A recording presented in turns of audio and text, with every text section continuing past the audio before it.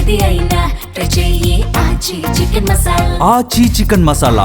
Of స్క్రీన్లో వారిద్దరూ ప్రాణమిత్రులు. చిన్నప్పటి నుంచి సొంత అన్నదమ్ముల్లా ఉన్నారు.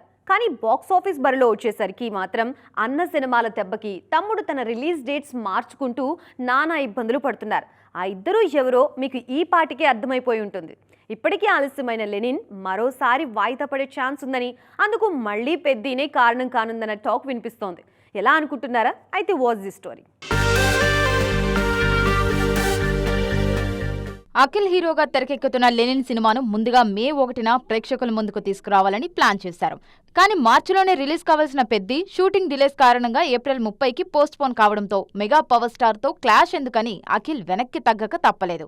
బాక్స్ ఆఫీస్ వద్ద ఎలాంటి పోటీ లేకుండా ఉండాలనే ఉద్దేశంతో లెనిన్ టీం తమ రిలీజ్ ను జూన్ 26కు షిఫ్ట్ చేసుకుంది. అయితే అఖిల్ కు ఇక్కడ అదృష్టం కలిసి రాలేదు.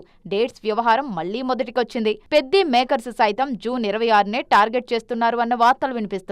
దీంతో గంపెడాసతో ముహూర్తం ఫిక్స్ చేసుకున్న అఖిల్ కు మరోసారి నిరాశ ఎదురయ్యేలా కనిపిస్తోంది.